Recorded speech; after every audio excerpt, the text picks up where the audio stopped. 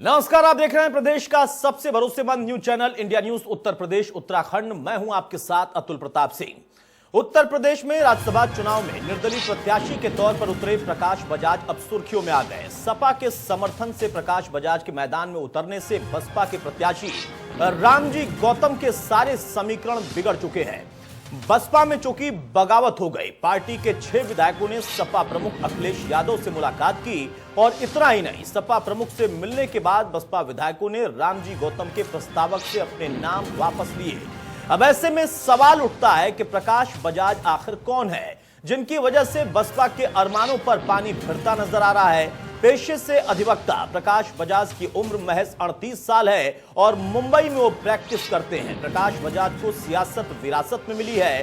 प्रकाश बजाज के पिता प्रदीप बजाज 1977 में जनता पार्टी के विधायक रहे थे, लेकिन बीएसपी के उम्मीदवार रामजी गौतम के 5 प्रस्तावकों ने पहले भी समाजवादी पार्टी के मुखिया अखिलेश यादव से मुलाकात की थी। उसके बाद अब बसपा में बगावत के सुर साफ तौर पर सुनाई दिए। इससे यूपी की राजनीति में सरगर्मी बढ़ गई है।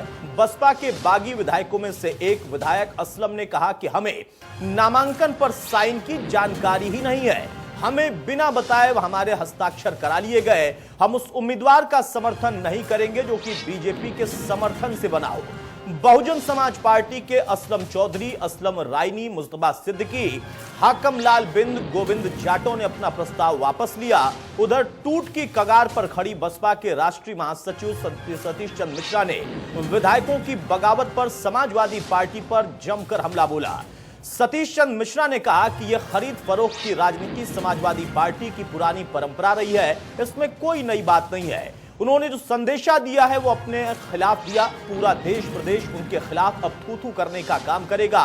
साथ ही मिश्रा ने बागी विधायकों पर कार्रवाई की चेतावनी भी दी। वहीं बसपा की ओर से निर्दलीय उम्मीदवार प्रकाश बजाज के नामांकन पर सवाल खड़े किए गए। बीएसपी का आरोप है कि नामांकन पत्र में निर्दलीय उम्मीदवार प्रकाश बजाज के बारे में गलत जानकारी दी गई है। साथ ही रिटर्निंग अफसर ने फॉर्म में नाम भी प्रकाश वाजपेयी लिख दिया है। अब ऐसे में बसपा की मांग है कि इस नामांकन को ही रद्द कर दिया जाए, लेकिन सपा मुखिया अखिलेश यादव के एक मास्टर स्ट्रोक से राज्यसभा चुनाव बेहद दिलचस्प होता नजर आ रहा। बीजेपी ने 9वां उम्मीदवार ना उतारकर बसपा प्रमुख मायावती को एक तोहफा दिया था, क्योंकि वोटिंग समीकरण के आधार पर बीजेपी के 8 उम्मीदवारों की जीत के बाद भी उनके पास 16 वोट बच रहे थे। सहयोगी दल अपना दल के 9 विधायक हैं, इससे जोड़कर बीजेपी के पास एडिशनल 25 वोट थे, जबकि एक राज्यसभा सांसद की जीत के लिए 36 वोट चाहिए। कांग्रेस और बीएसपी के भी कुछ बागी नेताओं का वोट अगर बीजेपी को मिल जाता, जिसकी पूरी संभावना थी, तो कहानी कुछ और हो सकती थी। लेकिन अब सवाल यह है कि अखिलेश के मास्टर स्ट्रोक से कैसे चित हो गई बसपा, और राज्यसभा चुनाव में क्या सपा ने बसपा का खेल वाकई बिगाड़ दिया? इन्हीं सवालों के साथ एक खास पैनल के जरिए हम करेंगे बड़ी बहस।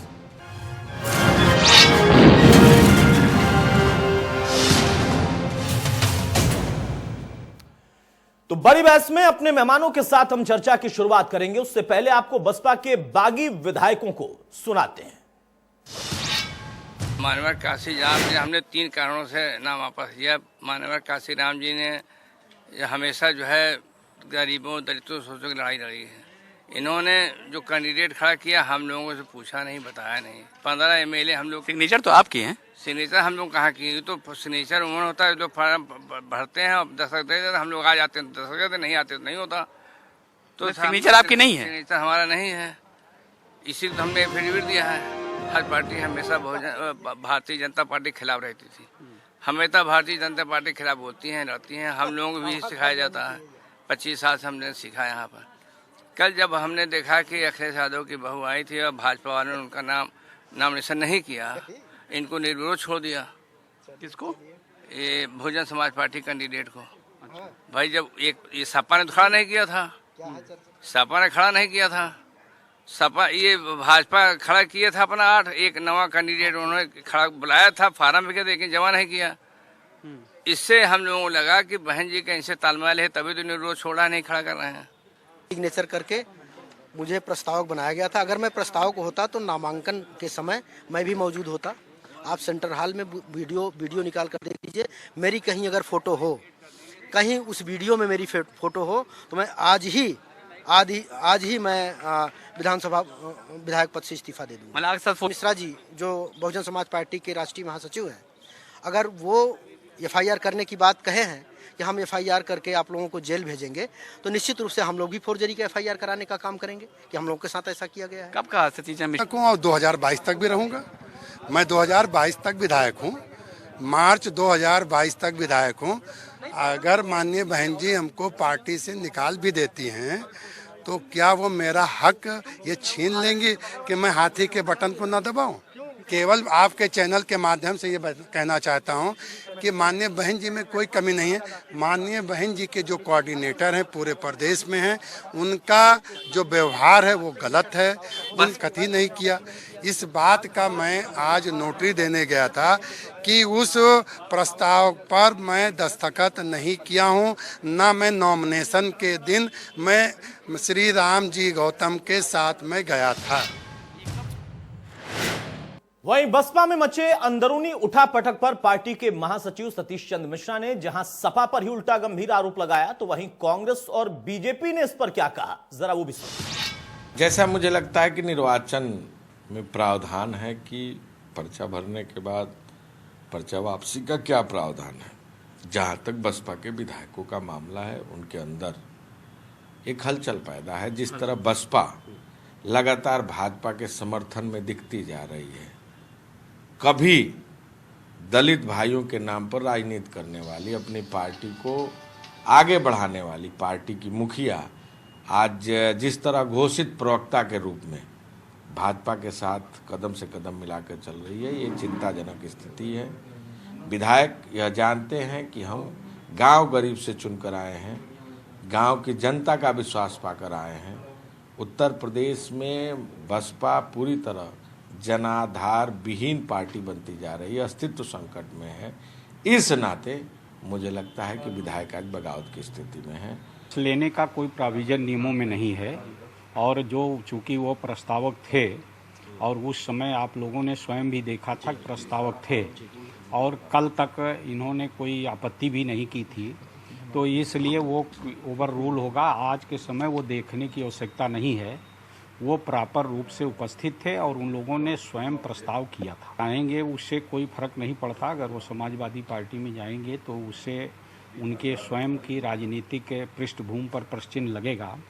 जहाँ तक सवाल है कि इन लोगों ने उस दिन उपस्थित रह के और सिग्नेचर किया था नामांकन के समय, उसमें से अधिकतम लोग उपस्थित भी थे। खरीद फरोख्त की राजनीति समाजवादी पार्टी की पुरानी प्रथा है, तो इसमें कोई नई चीज़ नहीं है। और वो इस चीज़ के उन्होंने जो संदेशा दिया वो अपने खिलाफ दिया है। वो पूरा देश, पूरा प्रदेश इसके लेकर के उनके खिलाफ थू करने का काम करेगा। आपकी पार्टी क्या कार्रवाई करेगी जो विधायक? ये आप करेंगे, आपको पता लग जाएगा। उत्तर प्रदेश में आज के ताज़ा राजनीतिक घटनाक्रम में, जिसमें बहुजन समाजवादी पार्टी के 5 विधायकों ने अपने पार्टी के प्रत्याशी के प्रस्तावक के रूप में अपना नाम वापस लेने की घोषणा की है, लिखित दिया है, या कहीं न कहीं भारतीय जनता पार्टी के ऐसे विपक्षी दल जो अब तक उत्तर प्रदेश में जाति, धर्म, पंथ, मजहब और तुष्टीकरण की नाम की राजनीति करके सत्ता में आए थे, अब सत्ता से दूर होने के बाद लगातार उनके बीच के समीकरण बन बिगड़ रहे हैं। अखिलेश यादव 2017 में कांग्रेस के साथ मिलकर लड़े, 2019 में बसपा के साथ मिलकर लड़े, लेकिन नतीजा क्या हुआ यह सबके सामने है। दरअसल उत्तर प्रदेश में जनाधार विहीन और मुद्दा विहीन विपक्ष नए नए प्रयोग कर रहा है। कभी अपराधियों की जात खोजने लग रहे हैं, कभी किसी छोटी घटना को अतिरंजित करके बड़ा प्रस्तुत करने की कोशिश कर रहे हैं। उसी प्रकार से बहुजन समाजवादी पार्टी, चाहे समाजवादी पार्टी हो या कांग्रेस पार्टी, यह सजनी हमहू राजकुमार, यह एक ऐसे वोट बैंक के सामने प्रस्तुत करना चाहते हैं जो कभी इनका वोट बैंक होता था, जिसके दम पर यह राजनीति करते थे। लेकिन भारतीय जनता पार्टी की केंद्र की और प्रदेश की सरकार ने सबका साथ सबका विकास के तहत जब उनके उस वोट बैंक में भी सेंध लगा दिया, जब देश के और प्रदेश के अल्पसंख्यक वर्ग का भी वोट भारतीय जनता पार्टी को मिल गया, तो बेचैन और परेशान विपक्ष के दल रोज नए नए स्वांग कर रहे हैं। उसी के कड़ी में यह ताजा घटनाक्रम।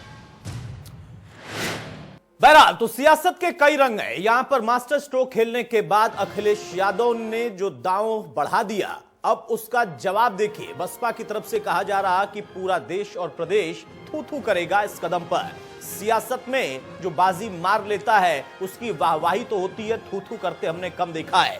बहरहाल अब ये रणनीति किस तरीके की थी, इसको क्यों नहीं बसपा भांप पाई, वो भी तब जबकि संकेत अखिलेश ने प्रेस कॉन्फ्रेंस में दिया था। उससे भी बड़ी बात कि बीजेपी कैसे गच्चा खा गए। हालांकि बीजेपी अब तर्क दे रही है कि हमने भाई अपने आंकड़ों के आधार पर, संख्या बल के आधार पर 8 कैंडिडेट उतारे और हम बिल्कुल फेयर गेम खेल रहे हैं, हम फेयर राजनीति कर रहे हैं, हमें दांव पेच नहीं करना आता है। लेकिन सवाल इस बात का था कि एक नंबर और बढ़ जाता तो नुकसान किसको होता, फायदा ही फायदा होता और उच्च सदन में संख्या और हो जाती। लेकिन वहां पर बीजेपी क्यों नहीं इसको टटोल पाई, ये भी अपने आप में एक सवाल है।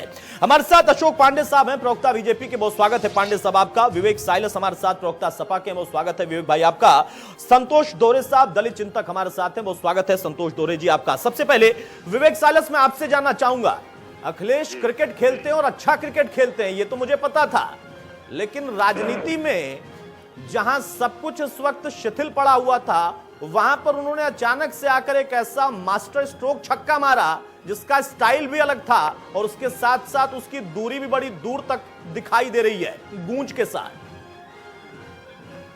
देखिए, जहां तक बहुजन समाज पार्टी के विधायकों की बात है, जो कि आज अखिलेश जी से मिलने गए थे, पार्टी ऑफिस पे भी गए थे, इसको नकारा नहीं जा सकता, सबने दिखाया था। लेकिन ये कहीं ना कहीं, क्या अतुल जी आपको ये नहीं लगता कि बहुजन समाज पार्टी की कहीं ना कहीं कोई कमी, कोई बात है? जिस तरह से वहां के विधायकों ने, बहुजन समाज पार्टी खुद स्वयं के विधायकों ने बहन जी पे, पार्टी पे जो आरोप लगाए, किस तरह के आरोप लगाए, दोपहर से ये मामला चल रहा है, तो हमको तो ये लगता है कि कहीं ना कहीं बहुजन समाज पार्टी की ही कमी कहीं ना कहीं रही होगी, इसीलिए वो लोग जो है वो समाजवादी पार्टी के दफ्तर में, और उन्होंने अभी आपके सामने कहा टीवी पे कि अगर हम वहां थे, हमने नॉमिनेशन किया था, तो हम राजनीतिक तौर पे विधायकी से इस्तीफा देने के लिए भी तैयार हैं।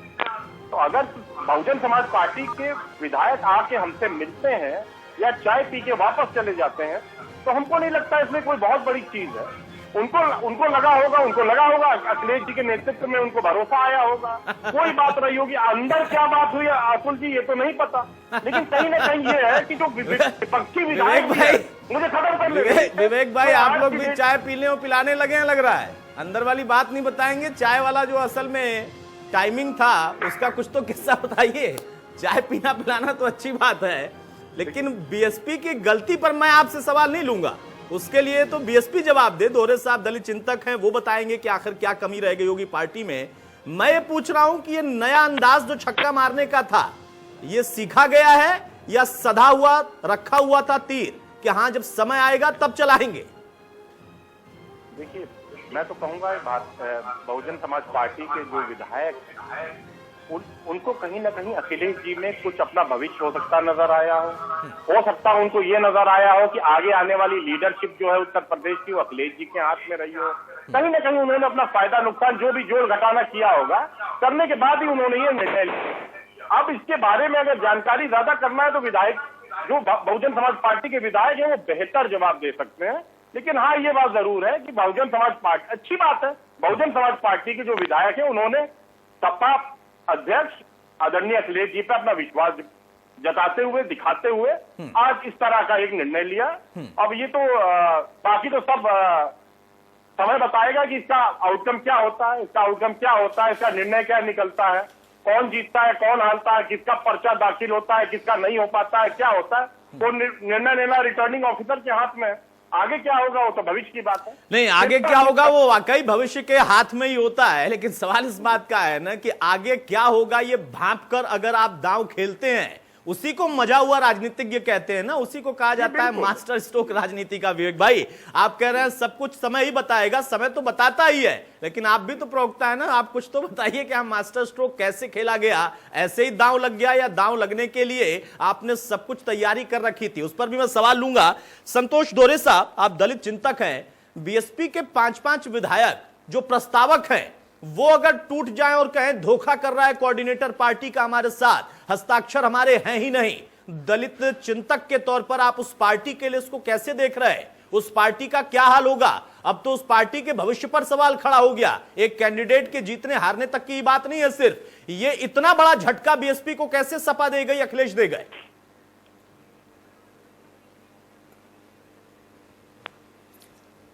देखिए भाई साहब, बहुजन समाज पार्टी तो ऐसे पता नहीं कितने कितने झटके झीलते चली आई है। और एक बात मैं बता दूं, पहला जमाना कभी था जब राजनीति हुआ करती थी, अब तो सीधी सीधी बहुत बड़ी कूटनीति होती है। मैं खुल के बोल रहा हूं, समाजवादी पार्टी या बहुजन या कांग्रेस हो या भाजपा हो, इन सब का अटैक हमेशा बहुजन समाज पार्टी पर रहा है। और ये जो प्रकाश बजाज साहब जो नए नामांकन में आए हैं राज्यसभा के लिए सपा की ओर से, जी ये बजाज साहब हैं, ये ऐसे ही नहीं आए। इन्होंने पूरी दम लगाई और इन्होंने विधायकों को खरीदने में कोई कोर कसर नहीं छोड़ी। दूसरी बात मैं और कह दूं,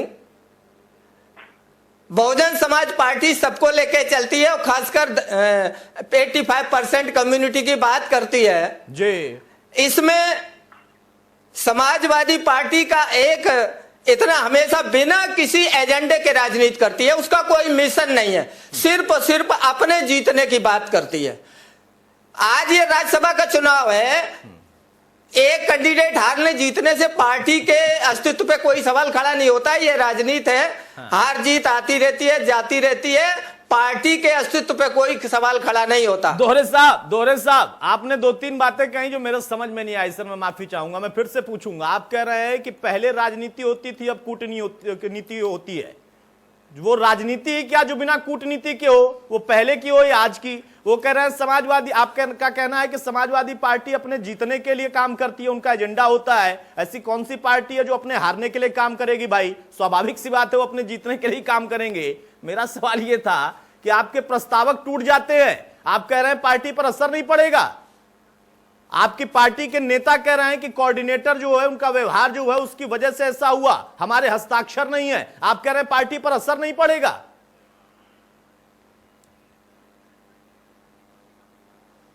अरे ये सब ये देखिए राजनीति की बातें हैं, इनसे कोई फर्क पड़ने वाला नहीं। ये जब खरीद फरोख्त होती है तब ये सब बातें किनारे हो जाती हैं। मैं आपको एक बात और बताऊं, अगर ये सभी लोग संविधान की बात करते तो इतनी टूट फूट हुई। कांग्रेस ने राजस्थान में बसपा के सारे विधायक खरीद लिए, तो ये राजनीति में विधायकों की खरीद फरोख्त होती रही है, संविधान किनारे रहता। मेरे भाई, जनता की आवश्यक मांगों से ये सारी राजनीतिक पार्टियां कोई सरोकार नहीं रखती, सिर्फ अपने जीत के लिए लगी रहती हैं। दोहरे साहब, मुझे बहुत अच्छे से पता है संविधान किनारे रहता है। वो तो आप लोग बार बार कहते हैं ना, संविधान संविधान संविधान। जब बसपा का वहां टूट जाए तो आपको संविधान किनारे याद आ गया। यहां पर जब आपने भी कई बार तोड़ा है तब आपको लगता था सब संविधान के दायरे में है। मैं आप पर या उन पर कोई टिप्पणी नहीं करना चाहूंगा, ये राजनीति में होता है, हमने देखा है। मेरा प्रश्न ये था कि ऐसे कैसे राजनीति चलेगी जब आप बिना कूटनीति के राजनीति करेंगे, तो ऐसे ही कूटनीति कोई और करेगा और आप सिर्फ राजनीति करते रह जाएंगे। बहरहाल हमारे साथ अशोक पांडे साहब हैं। अशोक भाई, मेरा सवाल आपसे है, बीएसपी तो गच्चा खा गई, ठीक है, समझ में आता है, अब क्या है वो बीएसपी देखेगी। आप क्या वाकई फेयर गेम खेल रहे थे इसलिए आपने 9वां अपना कैंडिडेट नहीं उतारा, या कुछ था जो कि हिडन तौर पे था और बीएसपी के साथ आपको भी झटका लग गया? नहीं अतुल जी, बहुत अच्छा माकूल प्रश्न है आपका, और मैं चाहता हूं कि जो अपने दर्शक इतने बड़ी संख्या में हमसे जुड़े हुए हैं वह इस बात को समझ भी ले कि भारतीय जनता पार्टी जो सबका साथ, सबका विकास, सबका विश्वास की बात करती है, उसने सिर्फ भ्रष्टाचार को पूरी तरह से निर्मूल किया। आज 6 वर्ष का शासन, केंद्र में 6.5 वर्ष का शासन, और आज उत्तर प्रदेश में 3.5 वर्ष का शासन है। सबने देखा कि हमने भ्रष्टाचार को पूरी तरह निर्मूल साबित किया और भ्रष्टाचार रूपी दंश को खत्म करने का प्रयास किया। ठीक है, ठीक है कि हमने चाहे नीरज जी को टिकट दोबारा दिया, नीरज शेखर को दोबारा टिकट देने में हमने उस समीकरण को भी साधा, हमने ब्रजलाल जी को भी टिकट दिया तो समीकरण को भी साधा, और पूरी तरह से हमारे जो कैंडिडेट जीत सकते थे, 16 सीटें हमारे पास रहने के बावजूद भी हमने अपना कैंडिडेट नहीं उतारा। 9वां कैंडिडेट इस सीधे सीधे चुनाव हो जाए। लेकिन मैं एक प्रश्न जरूर करूंगा और मैं कहना चाहता हूं कि शुष्क नदी में उतरे क्यों? उतरे थे तो डूबे क्यों? आंखें शिकवा करती हैं, ख्वाब सुनहरे देखे क्यों? जिनके पर हैं कागज के वो पानी में उतरे क्यों? और जो सबसे महत्वपूर्ण बात है कि कांटों की तो फितरत है और तुम कांटों से उलझे क्यों। जब मिले मुलायम काशीराम का हश्र ये देख चुके थे कि मिले मुलायम काशीराम हवा में उड़ गए जय श्री राम, उस समय हश्र देख चुके थे, फिर भी इन्होंने 2019 में उससे हाथ मिलाया। और समाजवादी की तो मूल मंत्र है धोखा देना, और उन्होंने वो काम फिर किया। वो तो धोखा देना उनका मूल मंत्र है। कोई चरखा दाव कहता है, कोई उसको कुछ कहता है, लेकिन कोई चाय की दावत कहता है, लेकिन इनका मूल दाव दूसरों को धोखा देना है। आज हॉर्स ट्रेडिंग हो रही है। बहरहाल ये विधानमंडल दल के जो उनके नेता है वह लालजी वर्मा जी, वो इस पर विचार करेंगे, देखेंगे। लेकिन मैं एक बात पूरी दृढ़ता से अतुल जी आपके चैनल के माध्यम से कहना चाहता हूं कि ये एक बहुत बड़ा राजनीतिक धब्बा, एक स्वच्छ राजनीति पर उच्च सदन में इतनी बड़ी दुर्घटना का होना, यह पूरे तौर पर बहुत बड़ा धब्बा है जो लंबे अरसे तक मिट नहीं पाएगा। लोगों को याद रहेगा कि 5-5 करोड़ में विधायक लेकर के, और जिन्होंने एफिडेविट दिया हो, प्रस्तावक बनने के लिए एफिडेविट दिया जाता है, एफिडेविट देने के बाद और आप उस एफिडेविट से मुकरते हैं, इसका मतलब कहीं न कहीं ये बहुत बड़ी दाल में काला नहीं है, पूरी की पूरी दाल काली है। मैं तो सुभाष चंद्र जी की भी याद दिलाना चाहूंगा, जब एक वोट से वह चुनाव जीते थे, उसके बाद से आज ये बहुत बड़ी घटना घटी है जिसको वर्षों तक उच्च सदन के साथ इस दुर्घटना को हम भुला नहीं पाएंगे। अब देखना है कि आगे राजनीतिक क्रम में क्या घटना घटती है। हाँ। अचानक से आज चाहे इनको लेकर के आना, इनको निर्दल के रूप में खड़ा करना और उसके बाद इनको जिनके पास सीटें नहीं है, जिनके पास वोट बैंक पर्याप्त नहीं है, 19-18 उनके पास है, उनके पास संख्या नहीं है, फिर भी उसको ला करके खड़ा करने में ये क्या कारण है। ठीक है, विवेक साइलस जवाब देंगे। और दो बातें, बड़ी बातें कही हैं। बातें ये कि धनबल का प्रयोग हो रहा, हॉर्स ट्रेडिंग, और दोहरे साहब को भी आपने सुन लिया कि ये तो आदत है समाजवादी पार्टी की, धोखा भी दे रहे हैं। और वही बात यहां पर अशोक पांडे ने भी दोहराई, लेकिन आप इसको कह रहे हैं कि नहीं, हमारा कदम था और हमने उठाया।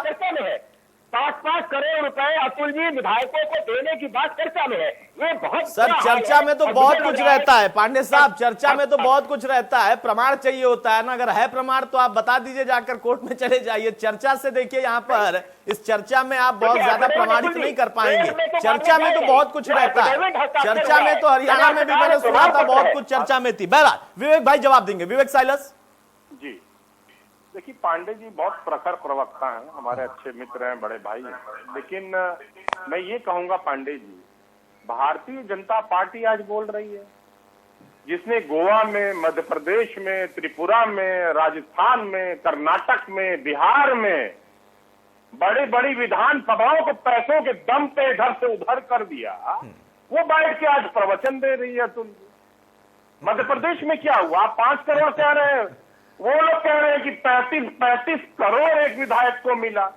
कोरोना का लॉकडाउन बढ़ा दिया गया मध्य प्रदेश में सरकार बनाने के लिए। चार्टर्ड प्लेन से कर्नाटक से लेके पूरे दुनिया में घूमते रहे, 7 स्टार और 5 स्टार होटलों में विधायकों को टहलाते और अय्याशी कराते रहे। वो पार्टी कह रही है कि समाजवादी पार्टी पैसे के दम पे काम कर रही है। भैया ये तो हमको समझ में नहीं आता। अतुल जी मैं बहुत छोटा था, एक पुराना वाक्य बताऊंगा, उसमें बहुत छोटा था लेकिन राजनीति में मेरा बड़ा इंटरेस्ट था। जी जी जी। एक राज्यसभा के मेंबर थे, टोपाज ब्लेड के मालिक जयंत मल्होत्रा। उस समय मैं दिल्ली में रहता था, पढ़ता था, लेकिन राजनीति में बड़ी रुचि रखता था। वहां ग्रेटर कैलाश के एक घर में आदरणीय स्वर्गीय कांशीराम साहब और अटल बिहारी जी से जब पूछा गया कि भाई आप लोग ये कंबाइंड ये राज्यसभा का मेंबर क्यों लगाना चाहते हैं, तो दोनों ने साफ इनकार कर दिया, नहीं ये तो कैजुअल मीटिंग थी। लेकिन एंड में क्या हुआ, जयंत मल्होत्रा जो टोपाज ब्लेड के मालिक थे, वो राज्यसभा में सेलेक्ट होकर चले गए। तो भारतीय जनता पार्टी और बहुजन समाज पार्टी का राज्यसभा में, तो विधानसभा की बात ही नहीं कर रहा, विधानसभा में कई बार एक हो चुके हैं, लेकिन मैं राज्यसभा का पर्टिकुलरली आज बात कर रहा हूं। इन लोग का पहले भी इतिहास रह चुका है। और आज क्या वजह है कि भारतीय जनता पार्टी ने सिर्फ 8 लोगों को लड़ाया और 9 लोगों को लड़ा सकती थी एकदम साफ, और जीत भी सकती थी, आराम से जीतती, कोई आपत्ति नहीं थी। लेकिन जानबूझ के बहुजन समाज पार्टी को जो एक एज दिया है, उसकी वजह तो अशोक पांडे साहब ही ज्यादा बेहतर बता पाएंगे। और अब आपकी रिपोर्ट में देख रहा था, 10 सेकंड लूंगा। सतीश मिश्रा साहब ने कहा, बड़े सम्मानित लीडर हैं बहुजन समाज पार्टी के, हम भी सम्मान करते हैं, कि जनता थू-थू कर रही है। तो भारतीय जनता बहुजन समाज पार्टी को मैं ये बताना चाहता हूं कि थू-थू तो उस समय अतुल जी किया था जब 2019 में हमारे साथ कोalition हुआ था, 0 पे थे लोकसभा में, 0 से 10 पहुंच गए, किसी तरह हमारे समर्थन से 10 सांसद इन्होंने जीत गए। उसके बाद बिना वजह गठबंधन तोड़ के, कन्नी काट के, हम पे इल्जाम लगा के भाग गए। इस पे उत्तर प्रदेश की जनता ने बहुत बुरी तरह से बहुजन समाज पार्टी की नीतियों पे थू नहीं आज तक लोग याद करते हैं। हो सकता है यही वजह हो कि आज इनके विधायक भी इनके खिलाफ खड़े। ठीक है विवेक भाई, एक छोटा सा जवाब और चाहूंगा, उसके बाद में मेहमानों के पास जाऊंगा। आपने बहुत पुराना एक उदाहरण सुनाया, चूंकि आपका अनुभव था और आपकी राजनीति में इंटरेस्ट थी। मैंने पहले ही कमेंट में एक सवाल पूछा था, उस दौर में 2 दिवंगत नेताओं ने क्या जवाब दिया था एक कमरे में बैठकर। आज के कमरे में बैठकर क्या बात हुई इसकी जानकारी में आपका कोई इंटरेस्ट नहीं था, जबकि आप सक्रिय राजनीति कर रहे हैं। अतुल जी, उस कमरे में मैं नहीं था। अगर मैं होता तो मैं जरूर आपको बता देता कि उस कमरे में क्या बात। ठीक है, चलिए ठीक, कोई बात नहीं, ठीक है। चूंकि आप पार्टी के प्रवक्ता हैं तो आपसे ही पूछना मेरा कर्तव्य। अशोक पांडे साहब, देखिए इसीलिए मैं कहता हूं, चर्चाओं को कहीं भी आप मत ले आइए बीच में। आपने 5 करोड़ का जिक्र किया, वो देखिए 35 करोड़ का याद दिलाने लगे। मेरा एक मूल प्रश्न यही है कि 9 आप आराम से उतार सकते थे, या 9 के लिए आप अपनी पूरी तैयारी खुलकर कर सकते थे, वो क्यों नहीं किया? क्योंकि जब आप सबका साथ और सबका विकास करते हैं तो आप राज्यसभा में अपने नंबर्स का भी विकास करना चाहेंगे। आपके बहुत सारे बिल होते हैं, बहुत सारी ऐसी व्यवस्थाएं वहां पर होती हैं जो कि अगर संख्या बल रहता है तो उसमें आपको सुलभता मिल जाती है। आप क्यों चाहेंगे कि सबका विकास हो और आपका आंकड़ा कम रह जाए? ये चूक हो गई, मान रहे हैं आप, या अभी भी कहेंगे फेयर गेम खेल रहे हैं आप? मैं आपसे बताऊंगा, कपड़े हमेशा साफ पानी में धोए जाते हैं, कपड़े मैले पानी में कोई नहीं धोता।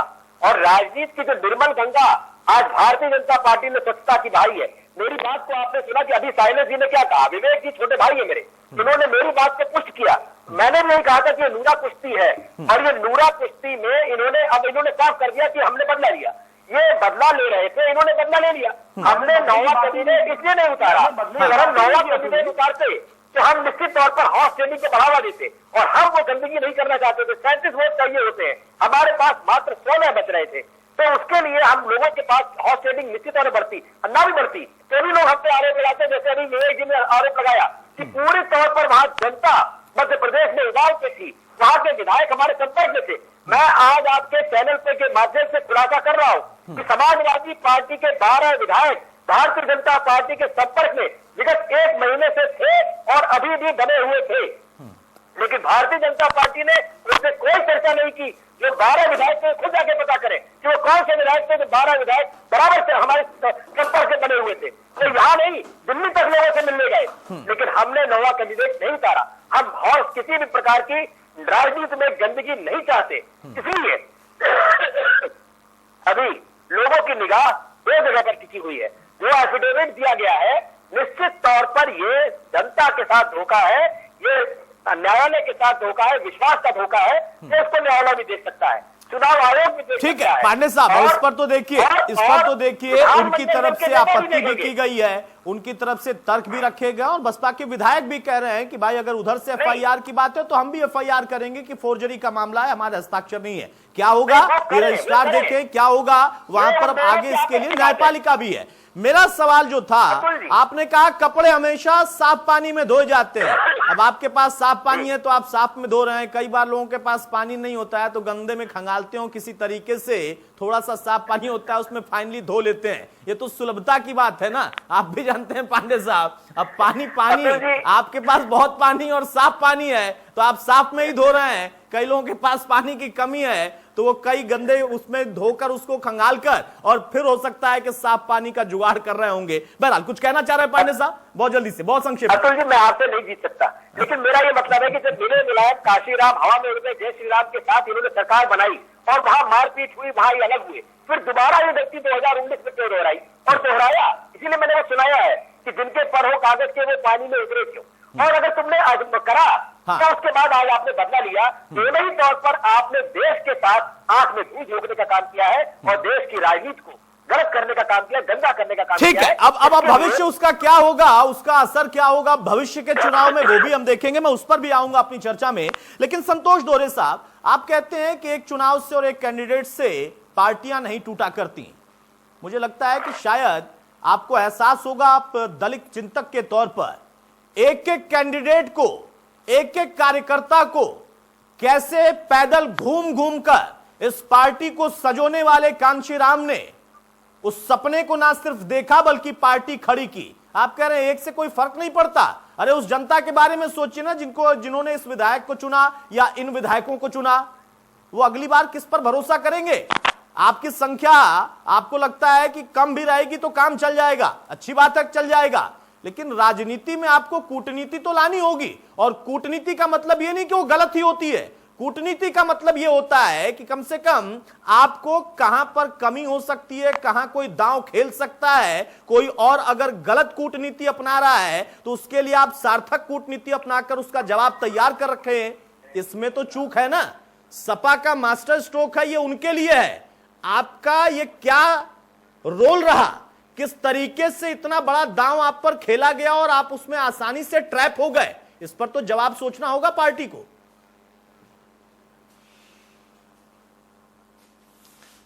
देखिए अतुल प्रताप सिंह जी, कमियां तो सभी पार्टी में होती हैं। बहुजन समाज पार्टी में कोई कमी हो सकती है। मैं बसपा का प्रवक्ता तो नहीं हूं, नहीं मैं तो कहा लेकिन एक बात सामने साफ साफ हो गई कि सबसे बड़ी कमी यह दिखाई दी कि प्रकाश बजाज ने सपा के माध्यम से बहुजन समाज पार्टी के विधायक खरीद लिए और बहुजन समाज पार्टी में भनक तक नहीं लगी। ये सबसे बड़ी कमी नजर आई। बिल्कुल। और एक बात मैं और कह दूं, समाजवादी पार्टी का आज का जो एजेंडा है वो साफ नजर आ रहा है कि SC ST समाज का, दलित समाज का कैंडिडेट राज्यसभा में ना पहुंच पाए। 2022 में जब ये समाजवादी पार्टी चुनाव मैदान में आएगी, फिर किस मुंह से दलित समाज से वोट मांगेगी? आज पूरा दिखाई दे रहा है कि राम जी गौतम जी जो दलित समाज से आते हैं वो राज्यसभा में ना पहुंच पाए। ये पूरा प्रयास माननीय अखिलेश यादव जी कर रहे हैं। कमियां सब पार्टी में होती हैं।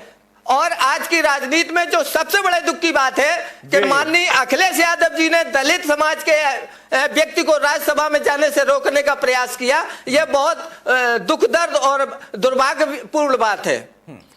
बताइए भाई साइलस साहब, आने जाने वाली बातें हम समझ रहे हैं। भाजपा का उनका कहना है पार्टी में कमी हो सकती है बसपा। उन्होंने बताया भी कि हाँ ये कमी दिख रही है, मेजर पॉइंट उन्होंने बता दिया, ये उनकी ईमानदारी वाली बात है। लेकिन उन्होंने ईमानदारी से यह भी कहा कि उस समाज में क्या मैसेज जाएगा जिसकी चिंता आप भी उतनी ही करते हैं जितना बसपा करने की बात कहती है।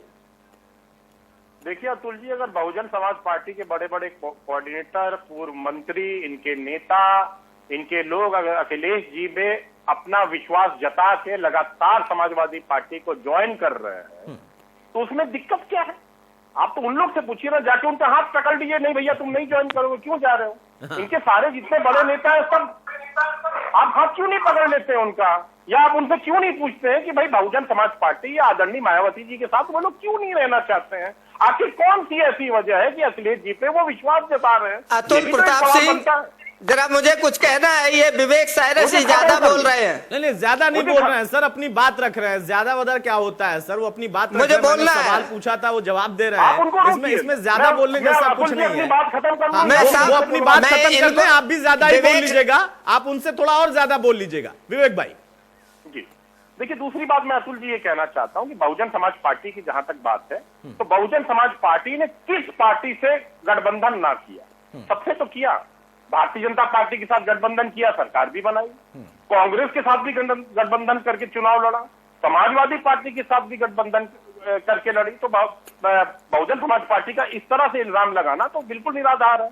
और अशोक जी जो इस बात को कह रहे थे, भारतीय जनता पार्टी की जो उन्होंने बात रखी, तो आप याद करिए भाई, हेमंत बिस्वा शर्मा अभी कह रहे थे गंदे पानी में कोई कपड़े नहीं धोता, तो सब लोग बहुत गंदे रहते हैं इनकी नजर में। जब हेमंत बिस्वा CBI की इंक्वायरी चल रही थी, लेकिन भारतीय जनता पार्टी में आके तुरंत पता नहीं कौन सी वॉशिंग मशीन में और कौन सा पाउडर इन्होंने डाल दिया, एकदम साफ निकल गए।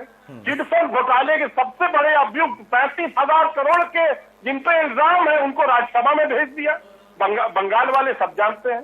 ज्योतिरादित्य सिंधिया को 24 घंटे अपशब्द बोलते थे, गालियां देते थे मध्य प्रदेश के चुनाव में, लेकिन जैसे ही भारतीय जनता पार्टी में आए सब कुछ सही हो गया, उनसे अच्छा को उनसे स्वच्छ कोई अब विवेक भाई अब देखिए ये चर्चा बहुत दूर तक चली जाएगी, और मैं जहां तक समझता हूं कि हर पार्टी के पास एक ऐसी वॉशिंग मशीन है जिसके बारे में हम लोग को भी नहीं पता और पार्टी के लोगों को भी नहीं पता है कि इस वाली के पास कौन सी है, लेकिन उसका काम एक ही है, जैसे ही कोई उसमें आता है सारे दाग धुल जाते हैं। जैसे एक समय था बसपा के साथ आपके क्या संबंध थे, लेकिन समय बदला भाई, और वहां बुआ बबुआ की जोड़ी भी निकल कर आई थी, वो अलग बात था कि फिर बाद में वो टूट गई, अलग विषय। बहरहाल दोरे साहब कुछ कह रहे हैं आप, उसके बाद मैं पांडे साहब के पास जाऊंगा। संतोष दोरे।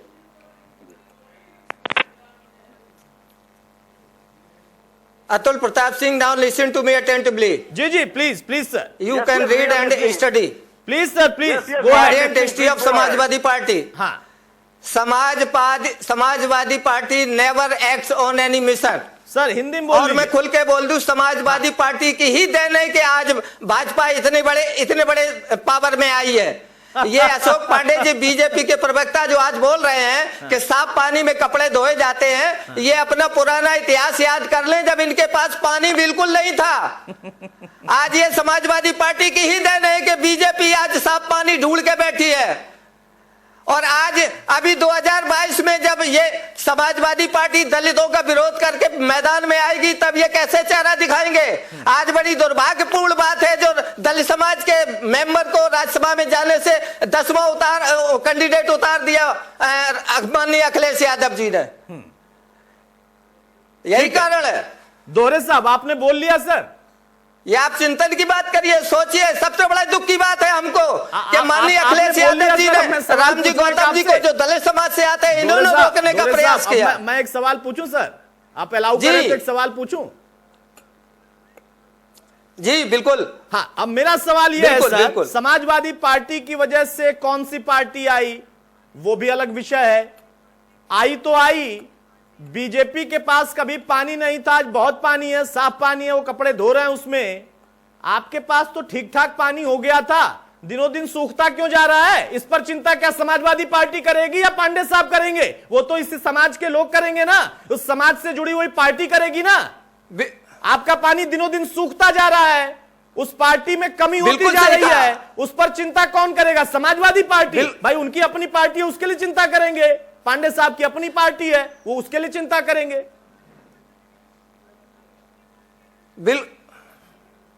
बिल्कुल सही कहा आपने अतुल प्रताप सिंह जी। हाँ। ये सबसे बड़ी सोचनी और चिंतनीय बात है बहुजन समाज पार्टी के लिए कि आखिर कौन सी ऐसी बात है, क्या कारण है कि जितने संस्थापक और फाउंडर मेंबर थे बहुजन समाज पार्टी के, वो ट्रेंड होके दूसरी पार्टी में चले जाते हैं। ये बड़ी चिंतनीय बात है, मैं इस बात को स्वीकार करता हूं। अच्छी बात और है, ये बात सोचनी पड़ेगी बहुजन समाज की मुखिया माननीय बहन जी को इस बात पे चिंतन करना पड़ेगा कि आखिर ऐसा कौन सा कारण है कि हमारी पार्टी में चिंतन के बाद ये सब दूसरी पार्टी में चले जाते हैं। जो कि उनकी मसीहा है उसको लेकर उस पार्टी से जुड़े लोग तो चिंता ही नहीं कर रहे हैं, वो कह रहे हैं देख लेंगे, कोई ज्यादा फर्क नहीं पड़ता है। बहरहाल वो आप लोगों का विषय है। अशोक पांडे साहब, अब मेरा सवाल ये, आपने एक शेर सुनाया था, कुछ कविताएं आपने पढ़ी, उनकी पंक्तियों में मैं बहुत ज्यादा नहीं जाऊंगा, एक लाइन फिर से मुझे याद आ गई जो आपने कहा था, इस पानी में उतरे क्यों?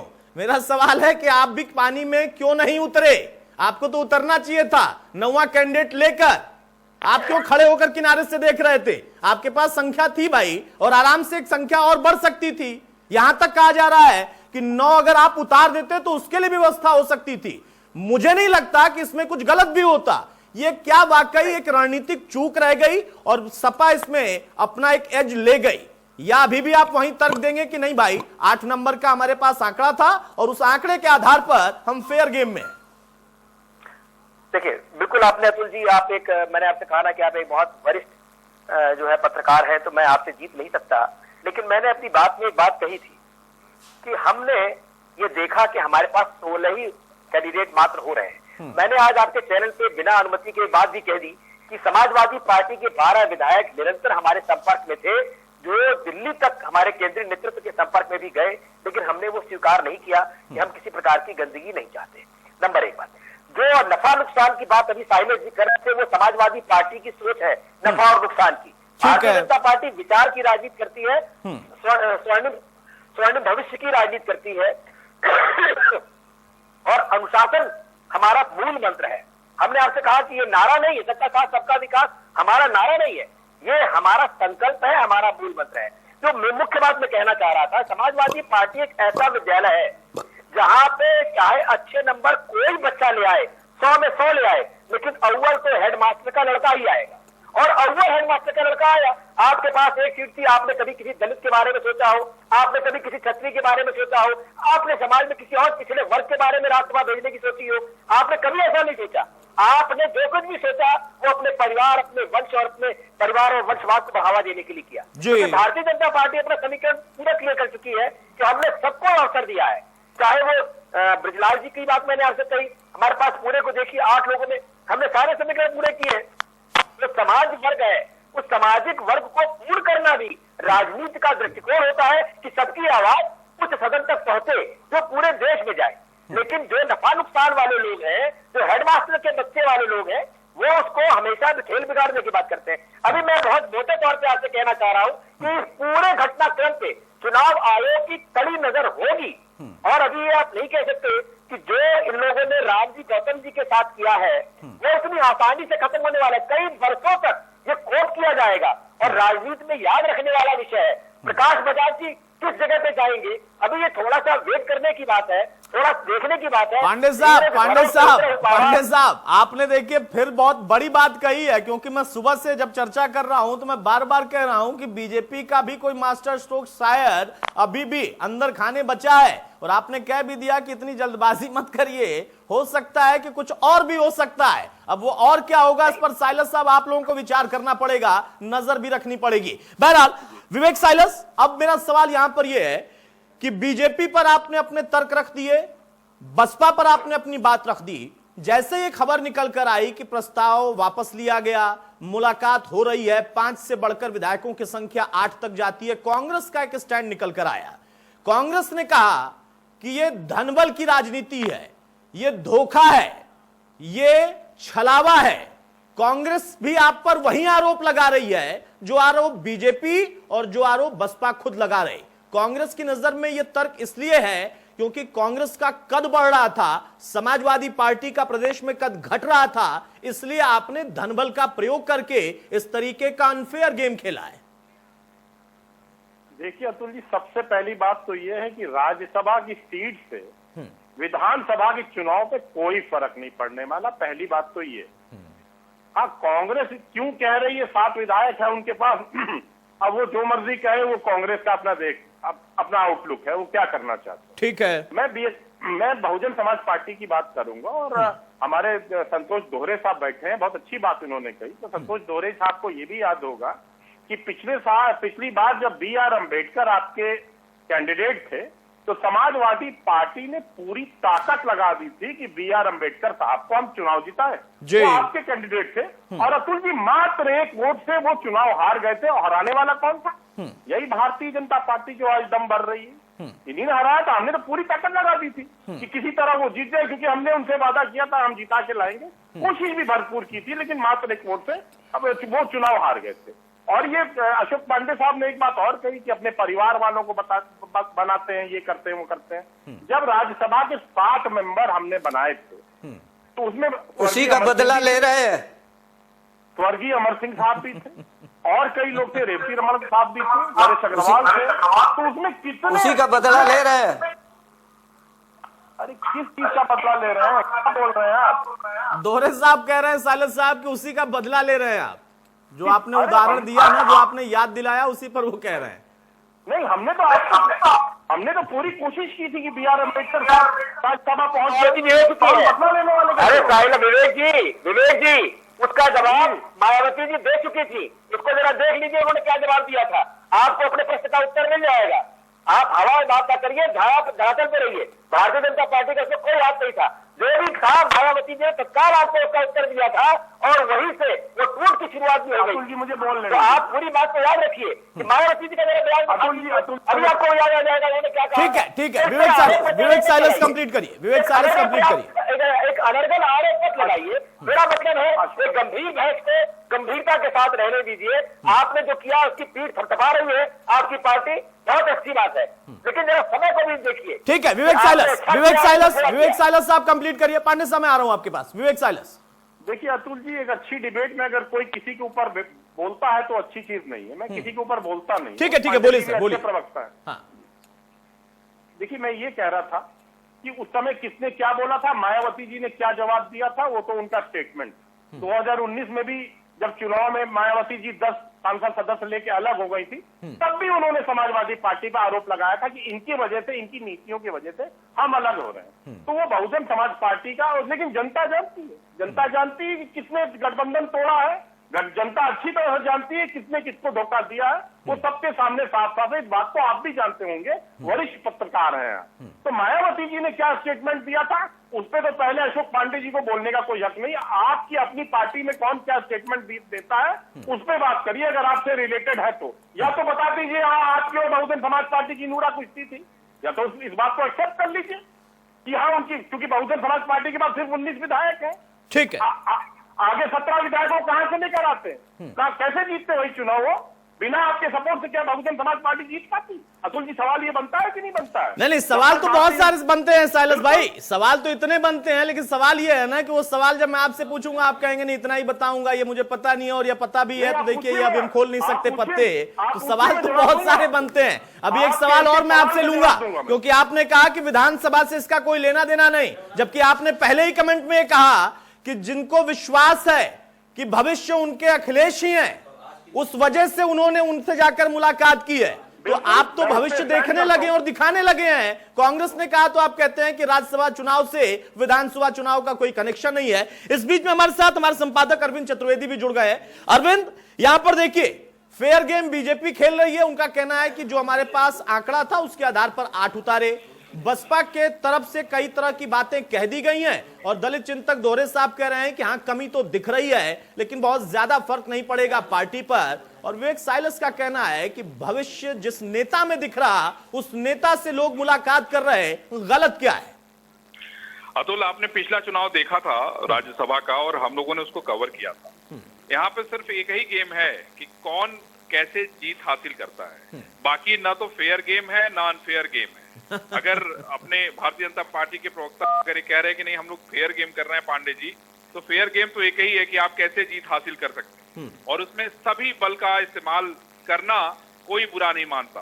संतोष देवरे साहब बैठे हैं, ये भी सत्ता में थे, बहन जी जब सत्ता में थी तब भी हम लोगों ने उस वक्त को भी देखा है, सपा को भी सत्ता में देखा और अब भारतीय जनता पार्टी को सत्ता में देख रहे हैं। मैं सिर्फ इतना कहना ये चाहता हूँ कि जो बहुजन समाज पार्टी के साथ हो रहा है उसको दलित चिंतक हमारे जो है संतोष दोहरे जी को मनन मंथन चिंतन करना चाहिए कि बहुजन समाज पार्टी में सेकेंड स्तर की लीडरशिप क्यों नहीं जनरेट हो पा रही है। बिल्कुल, उसके पीछे बड़ा कारण है और इसको चिंतन करना चाहिए। इनकी जो नेता है उनको भी चिंतन करना चाहिए। नहीं करेंगी तो पार्टी का कोई पता नहीं होगा, शायद अब खाली बैठने के लिए विचार करने के लिए होंगे। अशोक पांडे जी सेफ गेम खेल रहे हैं। सवाल यह है कि ये अब चाहते हैं, अब चाहे तो शायद हो सकता है इनका मंथन चल रहा होगा कि नवा प्रत्याशी के लिए क्या किया जाए। अब ये कह रहे हैं कि नहीं चुनाव आयोग नजर रखे हुए, ये सारा का सारा अधिकार जो है वो रिटर्निंग ऑफिसर के पास होता है अतुल, और उसको पर्चा खारिज करने का पूरा अधिकार होता है। और बहुजन समाज पार्टी के जो 10 प्रस्तावक थे उसमें से 5 ने वापस ले लिया, तो पर्चा तो अपने आप ही खारिज हो गया, वो कहने की आवश्यकता ही नहीं है। ये तो कॉमन सेंस की बात है। और विवेक साइलस जो कि कह रहे हैं कि नहीं अखिलेश यादव जी भविष्य के बड़े नेता है, इसमें कोई शक नहीं है, लेकिन सवाल यह है कि इस बार अच्छा दाव लगाया है अखिलेश यादव जी ने। अब प्रश्न ये उठता है कि आगे जो चीजें उनके पास आ रहे हैं उसको संभाल के रखें, ये महत्वपूर्ण है। अरविंद, आपने सुना अभी अशोक पांडे ने एक बात जरूर कही है, उन्होंने अपने आप में एक संकेत दे दिया, एक संकेत का अखिलेश ने दिया था कि ड्रामा होगा, बड़ा ड्रामा होगा, देखते चले जाइए। आज वो हुआ, उस पर हम चर्चा कर रहे हैं। और पांडे साहब ने कहा कि अभी भी कुछ हो सकता है, अभी से आप मत मानिए कि बजाज साहब पहुंच ही गए। मैं यही तो कह रहा हूं, मैं यही तो कहना चाहता हूं कि यहाँ पे सिर्फ मतलब है जीत से। अगर भारतीय जनता पार्टी का एक व्यक्ति राज्यसभा चला जाए तो ये तो बड़ी अच्छी बात होगी, और मैं समझता हूँ सारा का सारा देश और प्रदेश उसको बधाई देगा। तो उसका मंथन चल रहा होगा। अशोक जी जो इस बात पे खाली निर्भर है कि नहीं हमारे पास 8 ही लोगों के लिए नंबर थे इसलिए हमने 8 छोड़ दिए, तो ये मुझे बात समझ में नहीं आती है। हाँ, चिंता का विषय संतोष देवरे जी के लिए जरूर है, क्योंकि इनका जो चिंतन है वो जो लोग जो इनकी नेता है उनको समझने की जरूरत है, क्योंकि अगर वो नहीं समझेंगी तो बड़ी दिक्कत हो जाएगी। पांडे साहब समय कम है, बहुत शार्प क्लोजिंग आपसे ही मैं चाहूंगा कमेंट लूं। मेरा सवाल यह है कि ड्रामा अभी बाकी है। अखिलेश ने कहा था अभी पूरी पिक्चर बाकी है। क्या ये बीजेपी तैयार करके बैठी है जो बाद में दिखेगी? नहीं, मैंने ये कहा कि ये पूरी नजर जो है विधानमंडल दल के जो नेता है लालजी वर्मा, उनके ऊपर भी नजर है, वो भी इस पर ध्यान रखेंगे। अभी जो मेरे पास लेटेस्ट जानकारी है, जब डिबेट चल रही है कि 2 विधायक और जाकर के अखिलेश जी से मिल चुके हैं, कुल संख्या 8 की हो चुकी है अमाननीय अखिलेश जी के पास। तो जो ये चल रहा है ये एक बहुत अच्छा उदाहरण नहीं है। इसलिए जो एफिडेविट आपने दिया है उसको किस नजर से देखा जाना चाहिए, इस पर चुनाव आयोग की नजर है। तो निश्चित तौर पर जो होने जाएगा या होगा, ये तो तय है कि जो 9 लोग हैं ये तो चुन के जा रहे हैं, बाकी क्या होना है उसको ऊपर वाले देखेंगे और वो जो भी आएगा। लेकिन वो राजनीति को निर्मल करना और स्वच्छ करना हम सबका धर्म है, तो वो राजनीति को निर्मल और स्वच्छ करने के लिए ही आएगा और वो एक बहुत अच्छा फैसला ही होगा। संतोष दोरे साहब, बहुत जल्दी से फाइनल कमेंट सर, संक्षेप में। चिंतन की बात आपने खुद मानी है कि हाँ करनी पड़ेगी और कमियां दिख रही हैं। उन कमियों पर अगर 14 से लगातार आप काम न कर रहे होते और न कर रहे हैं तो फिर हम कैसे माने कि वाकई मंथन चिंतन चल रहा है? आपके अपने अगर एंड टाइम पर ऐसे ही गायब हो जाएंगे और आरोप गंभीर लगाएंगे तो आप तो चिंतन ही करते रह जाएंगे।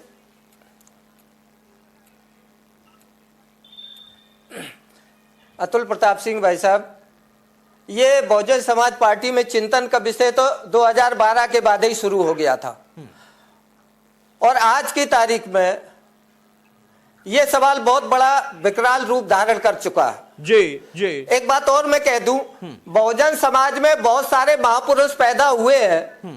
दूसरी तरफ बहुजन समाज में आज की तारीख में दोगला कहें या बिकाऊ कहें या समाज को बेचने वाले कहें, वो भी पैदा हुए हैं। और ये तो आज की तारीख में ये सवाल बिल्कुल खड़ा हो गया है कि बहुजन समाज पार्टी में अगर चिंतन नहीं किया गया, आज के हिसाब से राजनीति बहुजन समाज पार्टी ने नहीं की, तो ये अगले 2022 में बहुत बड़ा सवाल खड़ा हो जाएगा। और एक बात मैं और कह दूं, जो मैं जनरल इलेक्शन की बात करना चाहता हूं 2022 की। हाँ, बोलिए बोलिए जल्दी से। अगर ये इलेक्शन ईवीएम के माध्यम से होते रहे तो न तो ये समाजवादी पार्टी सत्ता में आ पाएगी, न बहुजन समाज पार्टी आ पाएगी, कोई पार्टी आ पाएगी। मैं खारिज करता हूं। ऐसे ही बढ़ते रहेंगे, ये ईवीएम का खेल हो जाएगा। दोरे साहब, ये तो दांव खेल गए आप। मतलब देखिए 14 में आप हारे तो कहें कि बीएसपी वाले वोट तो जा ही नहीं सकते, ईवीएम में खेल हुआ। अब जो जीत कर आपके आए थे वो अपने आप चले गए, तो भी आप कह रहे हैं कि 22 के इलेक्शन में ईवीएम से जो है चुनाव ना हो। जो चुने हुए हैं वो तो आपको दांव देकर चले गए और अभी भी मशीन दोषी है। मतलब मशीन की चिंता करेंगे, अपने आदमी की चिंता नहीं करेंगे। यही समस्या है, यही समस्या है सर। कमियां दूर न करने की बजाय 14 में भी मशीन दोषी है, 19 में भी दोषी और 22 में जो अभी हुआ नहीं उसके लिए भी दोषी वो हो गई। आपके जीते थे तब वो अच्छी हमसे पूछिए, तब वो मशीन अच्छी हो रही। नहीं सर, ये स्वीकार्य नहीं है, ये स्वीकार्य नहीं है। मत दीजिए पांडे जी, हमसे पूछिए। साइलस साहब मेरा सवाल हमसे पूछिए पांडे जी, बहुत संक्षेप में। नहीं दोरे साहब अब जितना पूछना था पूछ लिया सर, समय नहीं है आज। अब हो गया सर, हो गया। विवेक साइलस, आज पूरे देश में सिर्फ भाजपा को छोड़कर कोई पार्टी नहीं चाहती कि ईवीएम से इलेक्शन हो। भविष्य उनमें दिखने लगा है। पांडे जी हमसे पूछिए कर रहे हैं और आप फिर जनता को बेवकूफ बनाने का प्रयास न करें। आप जनता को बेवकूफ बनाने का प्रयास न करें, सत्ता के ज्यादा नशा में चूर ना हो। दोरे साहब शांत हो जाइए भाई, शांत हो जाइए। विवेक साइलस, बहुत संक्षेप में। अपने नेता को तो आप भविष्य बताने लगे, लेकिन बाकी आप अगर कोई और जोड़े, कांग्रेस मुद्दा उठाए तो आप कहें कि नहीं इसका कोई कनेक्शन नहीं है, राज्यसभा का अलग है और विधानसभा का जब होगा तब होगा।